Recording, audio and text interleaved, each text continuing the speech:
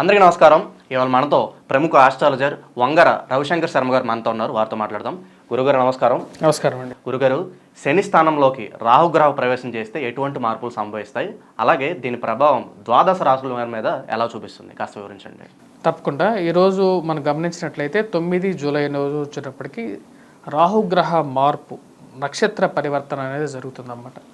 నక్షత్ర పరివర్తన అనేది చాలామందికి తెలియదు, దానికి ఐడియాలజీ కూడా వచ్చేటంటే రాబోతున్నటువంటి 8 నెలల కాలము రాహుగ్రహ మార్పు అనేది ఈ యొక్క ఉత్తరాభాద్ర నక్షత్రంలోనే ఉండబోతుంది. అంటే ఉత్తరాభాద్ర నక్షత్రంలో వచ్చేటప్పటికి రాహు ఎప్పుడైతే ప్రవేశిస్తుందో, రాహు ఎప్పుడు వచ్చేటప్పటికి తిరోగమనంలో వెళ్తూ ఉంటుంది అన్నమాట. ఇప్పుడు తన యొక్క స్థితిగతి వచ్చేటప్పటికి మీనంలో కొనసాగుతున్నది. మీనంలో ఎప్పుడైతే ఉత్తరాభాద్ర నక్షత్రంలోకి రాబోతున్నటువంటి 9 నెలల కాలం 8 నెలల కాలం అప్రాక్సిమేట్గా అంటే మార్చి 2025 వరకు కూడా ఉంటుందన్నమాట. అంటే 17 మార్చి 2025 వరకు కూడా ఇక్కడ ఉత్తరాభాద్ర నక్షత్రంలో శనిగ్రహ అంటే శని యొక్క ఆధిపత్యంలో ఉన్నటువంటి ఒక నక్షత్రం అన్నమాట. దానిలో ఉంటుంది. ఇక ప్రభావం వచ్చేటప్పటికి 27 నక్షత్రాలు ఏవైతే ఉన్నాయో 27 నక్షత్రాల మీద కూడా దీని యొక్క ప్రభావం అనేది ఉంటుంది. అసలు మనం గోచర రీత్యా మనం గమనించినట్లయితే నక్షత్రాలు 27 నక్షత్రాలు ఏవైతే ఉన్నాయో, అంటే ఒక కాలపురుషుడు ఎవరైతే ఉన్నారో, అంటే మన యొక్క పురుషుల్లో కాలపురుషుడి ప్రకారంగా మనం చూసుకుంటే శిరస్సు అంటే ఏదైతే నక్షత్రం మొదటి నక్షత్రం ఉంటుందో అది శిరస్సు అవుతుంది అన్నమాట. ఆ శిరస్సులో ఉన్నటువంటి రాహువు తన యొక్క దృష్టిని మిగతా 27 నక్షత్రాల మీద ఎప్పుడైతే చూస్తాడో, ఆ యొక్క 27 నక్షత్రాల మీద కూడా యొక్క ప్రభావం ఉంటుందని చెప్పి గోచార శాస్త్రంలో ఉన్నటువంటి కాన్సెప్ట్ అన్నమాట. ఇది నక్షత్ర రీత్యా మనం నిజంగా యాక్చువల్గా తెలుసుకోవాలి ఫలితం అని అన్నప్పుడు ఎప్పుడైనా సరే నక్షత్రం ఫలితమే తెలుసుకోవాలన్నమాట. అప్పుడు మనకి ఎగ్జాక్ట్ రిజల్ట్ కూడా వస్తుంటుంది. ఇప్పుడు నడవబోతున్నటువంటి పరిస్థితి కూడా దాని ప్రకారంగానే నేను ఇప్పుడు వివరించబోతున్నాను. మొత్తం 27 నక్షత్రాలకి ఎటువంటి ప్రభావం ఉంటుంది, అలాగే వచ్చేటప్పటికి రాహుకి శనికి ఉన్నటువంటి కంపాటబిలిటీ కూడా మనం చూద్దాం. ఇప్పుడు రాహుకి శనికి కంపాటబిలిటీ మనం చూసుకుంటే మిత్రత్వం అనేది కూడా ఉందన్నమాట.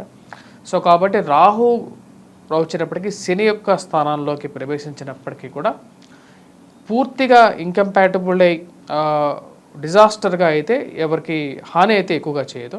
కానీ నక్షత్ర మార్పు అనేది డెఫినెట్గా ఒక నక్షత్రం మారినా సరే, ఎందుకంటే చాలా స్లో మూవింగ్ ప్లానెట్ అన్నమాట. అందుకనే మనకు 1.5 సంవత్సరం పాటు రాహుగ్రహ కేతుగ్రహ మార్పులు అనేవి ఉంటూ ఉంటాయి. అలాంటి స్లో మూవింగ్ ప్లానెట్ ఎప్పుడైతే 27 నక్షత్రాలు ఒక నక్షత్రం మారటానికి 8 నెలల కాలం పడుతుంది. ఆ 8 నెలల కాలం ఒకే నక్షత్రంలో ఉంటుంది కాబట్టి దాని యొక్క విషయం కూడా తెలుసుకోవటం అనేది చాలా ముఖ్యం. గురుగారు, ఈ రాహుగ్రహ ప్రవేశం అనేది ఎప్పటి నుంచి మొదలవబోతుంది, అలాగే మొదలైన తర్వాత ఎప్పటి వరకు ఈ మూమెంట్ అనేది ఉండబోతుంది? ఈ యొక్క రాహుగ్రహ ప్రవేశం వచ్చినప్పటికి 9 జూలై మధ్యాహ్నం 1:28 స్టార్ట్ అవుతుంది. రేపు రాబోతున్నటువంటి 9 జూలై ఇది వచ్చేటప్పటికి ఇది కంటిన్యూషన్గా జరుగుతూ ఉంటుంది. పూర్వభాద్ర నక్షత్రంలోకి ఎప్పుడైతే ప్రవేశిస్తుందో అప్పటితో ఇది సమాప్తం అవుతుంది అన్నమాట. అంటే దగ్గర మనకి 8 నెలల కాలం అనేది టోటల్గా ఈ యొక్క పీరియడ్ అనేది ఉంటుంది. 2025 మార్చి వరకు కూడా ఒకటే నక్షత్రంలో రాహు యొక్క మార్పు అనేది ప్రవేశం అనేది ఉంటూ ఉంటుంది అన్నమాట. కాబట్టి ఈ యొక్క 27 నక్షత్రాలకు కూడా ప్లస్ ప్రతి రాశి వారికి కూడా ఎలా ఉంటుంది అనేది తెలుసుకోవటం అనేది చాలా ముఖ్యం. గురుగారు, శని స్థానంలో రాహుగ్రహ ప్రవేశం వల్ల సింహరాశి వారికి ఎలాంటి ఫలితాలు ఉండబోతున్నాయి, అలాగే ప్రవేశం అనేది ఎప్పటి నుంచి ఎప్పటి వరకు ఉంటాయి, దీని ఫలితాలు ఏంటి, కాస్త వివరించండి. తప్పకుండా. ఇప్పుడు శనిగ్రహ స్థానంలోకి రాహుగ్రహ మార్పు అనేది జరుగుతుంది. 9 జూలై 9th జూలై మధ్యాహ్నం 1:28 ఈ యొక్క మార్పు జరుగుతుంది. ఇది రాబోతున్నటువంటి 8 నెలల కాలం వచ్చేటప్పటికి రాహు ఈ యొక్క ఉత్తరాభాద్ర నక్షత్రంలోనే ఉంటాడు. ఉత్తరాభాద్ర నక్షత్రం నుంచి పూర్వభాద్ర నక్షత్రానికి 8 నెలల కాలం తీసుకుంటాడు. 2025 మార్చి 17వ తారీఖున మళ్ళీ తిరిగి మారుతాడు అన్నమాట. చాలా స్లో మూవింగ్ ప్లానెట్. సో ఈ యొక్క మార్పు అనేది కొంచెం స్లోగానే ఉంటుంది. ఎప్పుడైతే ఉత్తరాభాద్ర నక్షత్రం అనేది వచ్చేటప్పటికి మనకు మొదటి నక్షత్రం అవుతుంది. ఇప్పుడు సింహరాశి వారిని గమనించినట్లయితే మక పుబ్బ ఉత్తర నక్షత్ర జాతకాలు అన్నమాట. ఇప్పుడు ఈ యొక్క మార్పు ఎప్పుడైతే జరుగుతుంటుందో రాహుగ్రహ దృష్టి అనేది మారుతుంది అన్నమాట. ఇప్పుడు మనం గమనించినట్లయితే గోచార రీత్యా సప్తమంలో వచ్చేటప్పటికి రాశి వారికి సింహరాశి వారికి శని, అష్టమంలో రాహు ఉన్నాడు అన్నమాట. అష్టమంలో రాహు ఉన్నప్పుడు జీవిత భాగస్వామికి బాగుండదు జనరల్గా వచ్చేటప్పటికి. కానీ ఇప్పుడు వాళ్ళ ఆ స్థితిలో కొన్ని మార్పులు ఉన్నాయన్నమాట. ఎందుకంటే రాహు అష్టమంలో ఉన్నప్పటికీ కూడా రాహు ఎప్పుడైతే ఒక నక్షత్రం మారినప్పుడు ఉత్తరాభాద్ర నక్షత్రంలోకి ఎప్పుడైతే రాహుగ్రహ మార్పు జరుగుతుందో తన యొక్క దృష్టి రీత్యా ఇది వచ్చేటప్పటికి ఎడమ చేతి వైపు రాహుగ్రహ దృష్టి అనేది ఉంటుంది. ఎడమ చేతి మీద రాహుగ్రహ దృష్టి ఎప్పుడైతే ఉంటుందో అది సంపదను కలిగిస్తుంది అన్నమాట. సంపదని సుఖాన్ని కలిగిస్తుంది. అంటే వ్యాపార పరంగా కానీ వృత్తిపరంగా కానీ ఉద్యోగ ప్రయత్న సంబంధితమైన విషయాల్లో కానీ లేకుండా ఉంటే వివాహ ప్రయత్నాల్లో కానీ కొంచెం అనుకూలత అనేది ఉంటుంది. వివాహం జరుగుతుందని నేను చెప్పను, ఎందుకంటే సప్తమంలో శని ఉంది కాబట్టి దాని ప్రభావం వేరే విధంగా ఉంటుంది. కాకపోతే వృత్తిపరంగా క్రియేట్ అవ్వటం, ఇంట్లో ఒకరికి ఉద్యోగం రావటం కానీ లేకుండా ఉంటే మానసికంగా అంటే ఇష్టం లేనటువంటి ఉద్యోగం చేయటం కన్నా మార్పు జరిగి వారికి మంచి ఉద్యోగం దొరకటం కానీ ఇవన్నీ కొంచెం పాజిటివిటీ క్రియేట్ చేస్తుంది. సింహరాశి వారికి ఒక రిలీఫ్ అని చెప్పచ్చు. యాక్చువల్గా సింహరాశి వారికి అంత అనుకూలమైనటువంటి గ్రహస్థితి లేదు. కానీ ఈ యొక్క మార్పు అనేది, నక్షత్ర మార్పు అనేది ఈ 3 నక్షత్ర జాతకులు మకా పుబ్బ నక్షత్ర జాతకులకి మరియు అదేవిధంగా ఉత్తర నక్షత్ర జాతకులకు కూడా కొంచెం అనుకూలమైనటువంటి ఫలితాలు ఇవ్వగలుగుతుంది.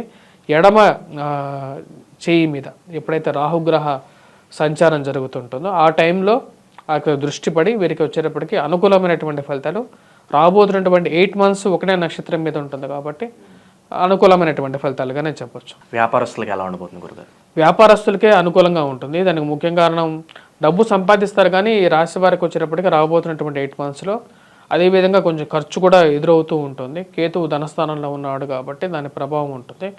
కాకపోతే ఫైనాన్షియల్ ఎర్నింగ్ అనేది కలిసి వచ్చే విధంగా ఉంటుంది. రాబోతున్నటువంటి ఈ యొక్క జూలై 9వ తారీఖు నుంచి ఈ యొక్క మార్పు అనేది వీరికి పాజిటివిటీ అనేది క్రియేట్ చేస్తుంది. ఈ రాశి వారికి వైవాహిక జీవితం ఎలా ఉండబోతుంది? వైవాహిక జీవితంలో కొన్ని కష్ట నష్టాలు అనేది ఉంటాయి వీరి రాశి వారికి. సప్తమంలో శనిగ్రహ సంచారం, అష్టమంలో రాహు అయితే ఇప్పటి నుంచి పాజిటివిటీ ఇస్తున్నాడు వీళ్ళకి. కానీ ఈ రాశి వారికి ముఖ్యంగా సప్తమంలో ఉన్నటువంటి శని కొద్ది ప్రభావం అనేది ఉంటుంది. సింహరాశి వారికి ధనస్థానంలో కేతువు కూడా వచ్చేటప్పటికి కొంచెం కుటుంబంలో కలతలు అంటే ఒకటే నిర్ణయం మీద ఉండేటువంటి పరిస్థితి ఉండదు అన్నమాట. ఒక్కొక్కరు ఒక్కో విధం, అందరూ ఒక ఇంట్లో ఉన్నా సరే ఎవరి ఆలోచనలు వాళ్ళవి, అందరూ ఉమ్మడిగా ఒక నిర్ణయం తీసుకోలేనటువంటి పరిస్థితి ఏర్పడుతూ ఉంటుంది. దానికి కారణం వచ్చేటప్పటికి ధనస్థానంలో ఉన్నటువంటి కేతువు, అష్టమంలో ఉన్నటువంటి రాహువు, సప్తమంలో ఉన్నటువంటి శని, అంటే 3 గ్రహాలు సరైనటువంటి స్థితిలో లేవు. సో అప్పుడు కుటుంబంలో ఐక్యత అనేది లోపిస్తూ ఉంటుంది. అంటే వైవాహిక జీవితంలోనూ ఇంపాక్ట్ అనేది ఉంటుంది. ఇంట్లో ఉన్నా సరే అంత అనుకూలంగా ఉండదు. ఈ రాశి వారు ఎటువంటి పరిహారాలు చేసుకుంటే వీరికి మంచి ఫలితాలు ఉంటాయి అంటారు? ఈ రాశి వారికి ముఖ్యంగా వచ్చేటప్పటికి మనం గమనించినట్లయితే ఈ రాశి వారికి విద్యార్థులు కూడా అంత అనుకూలంగా లేదు. ముఖ్యంగా భాగ్యస్థానంలో ఈ రాశి వారికి వచ్చేటప్పటికి రాజ్యస్థానంలోకి గురువు ఉన్నాడు. భాగ్యస్థానంలో ఉన్నటి వరకు ఉన్నటువంటి గురువు ఏప్రిల్లో వచ్చేటప్పటికి రాజ్యస్థానంలోకి మారాడు. విద్యార్థులు కూడా కొద్దిగా కష్టపడి చదవాలి. అదేవిధంగా పరిహారాల విషయంకి వచ్చేటప్పటికి ఈ రాశి వారికి విద్యార్థులు కొద్దిగా ముఖ్యంగా గురుగ్రహ మంత్ర జపం చేసుకోవటం, గురువారం పూట దత్తాత్రేయ స్వామి ఆరాధన చేయటం, కేతుగ్రహ మంత్ర జపం చేయటం అంటే వినాయకుడిని ఎక్కువగా స్తుతించటం అనేది సింపుల్ రెమెడీ అన్నమాట. దాంతోపాటు దుర్గాదేవిని ఎక్కువగా పూజించటం అనేది కూడా ఒక సింపుల్ రెమెడీగా ఉంటుంది. మరి వాటితో పాటు శనిగ్రహ ఆరాధన, ముఖ్యంగా వైవాహిక జీవితంలో ఆరోగ్యపరంగా కానీ కొన్ని కష్టాలు ఉన్నటువంటి వారు ఈ యొక్క పరిహారాలు చేసుకుంటే శనికి ముఖ్యంగా వెంకటేశ్వర స్వామి ఆరాధన చేసుకోవడం, సాటర్డేస్ నాన్ వెజిటేరియన్ డ్రింక్స్కి వీటన్నిటికి దూరంగా ఉన్నట్లయితే కొంచెం పాజిటివిటీ ఎక్కువగా ఇంప్రూవ్ అవుతుంది. శని స్థానంలో రాహుగ్రహ ప్రవేశం వల్ల సింహరాశి వారికి ఎటువంటి ఫలితాలు ఉంటాయి, అలాగే వీరు చేసుకోవాల్సిన పరిహారాలు వివరించినందుకు ధన్యవాదాలు. ధన్యవాదాలు.